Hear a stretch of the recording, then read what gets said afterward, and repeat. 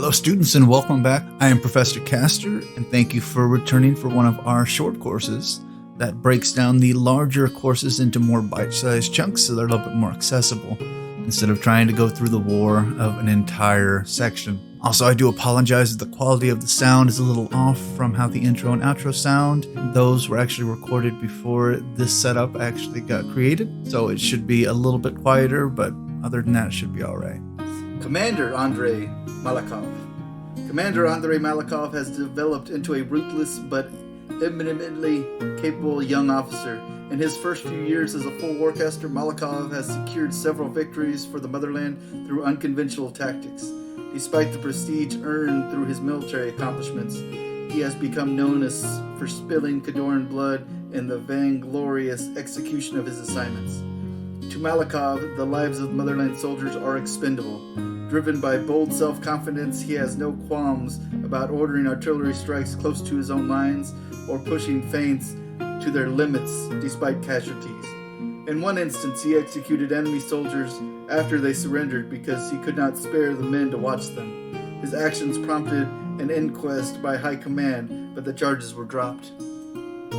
After Malakov's successful completion of his Russovat training mission, delivering the conquest of the front lines, he was placed under the command of Supreme Commandant Gurvalt Urisk. Some believe Malakov used his friendship with Great Prince Leonid Trevenik to arrange this appointment.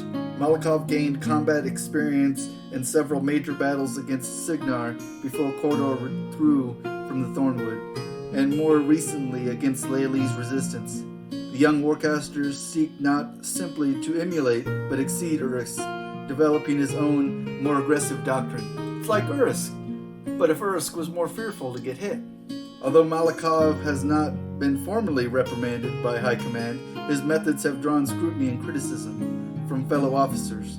Rather than focusing on improving relations with those who do not approve of his tactics, Malakov has surrounded himself with ambitious subordinates from influential families who are eager to curry his favor.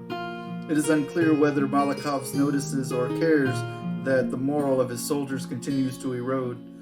While some have adapted to his approach to war and admire his resolve, many others have requested transfer, adding to his dubious reputation. Urisk continues to hold the young Warcaster in high regard, not yet aware of the extent of Malakov's ambition and the extremes he is willing to embrace in order to succeed.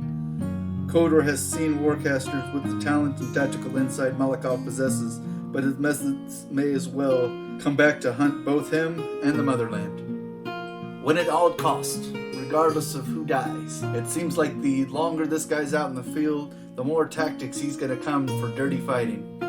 So that would probably even the playing field. He's also a lot more dodgy now than he used to be when he was a kid. It's almost like he knows how to dodge a bullet now. Although word on the street, though, with the people he surrounds himself with, he teaches them tactics like dirty fighting and throat cutting and how to sneak around behind the enemies in a very unconventional sense. Well, at least he's developed his own fighting styles, so that's to be said about it. Good job.